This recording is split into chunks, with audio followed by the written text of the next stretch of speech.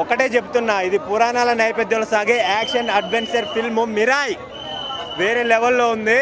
తేజ గారు ఎంచుకునే స్క్రిప్ట్ విధానం అయితే అసలు మైండ్ బ్లోయింగ్. హనుమాన్ తర్వాత ఇలాంటి ఇట్టు ఇచ్చాడంటే అసలు ఎవరు ఊహించలేరు. ఇలాంటి ఇట్టు మీద ఇట్లు కొడుతున్నాడు. మరి మామూలు ఇట్లు టాలీవుడ్ ఇటు కాదు, ఫ్యాన్ ఇట్లు కొడుతున్నాడు, వరల్డ్ వైడ్గా కొడుతున్నాడు.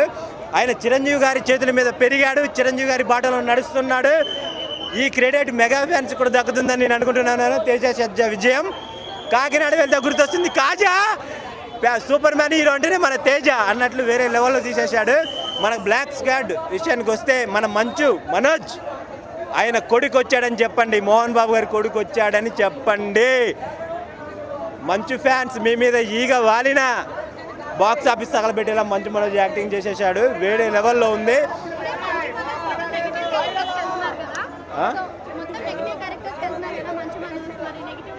ఇందులో నెగిటివ్ క్యారెక్టర్ చూపెట్టారు, కాకపోతే లాస్ట్లో ఆయన చనిపోయిన సీన్ చూపెట్టలేదు. నాకు తెలిసి మీరా పార్ట్ 2 ఉంటుందని నేను ఎక్స్పెక్ట్ చేస్తున్నాను. లాస్ట్లో శ్రీరాముడు ఎంట్రీ అయితే goose bumps. Mahabubabad MP Porika Balaram Naik ఈ మూవీలో అందాలు ఆరబోచింది మన రితికా నాయక్ అన్నట్లు ఆ హీరోయిన్ క్యారెక్టర్ కూడా వేరే ఉంది. జాతిబాబు గారి ఎంట్రీ వేరే లెవెల్. మన శ్రీయ గారు కూడా యాక్టింగ్ తోటి చంపి పడేశారు. ఆమె అప్పుడు పిన్ని క్యారెక్టర్ చేసింది తేజ సజ్జాకి, ఇప్పుడు మదర్ క్యారెక్టర్లో కూడా ఇది చాలా బాగా చేసింది యాక్టింగ్ అయితే.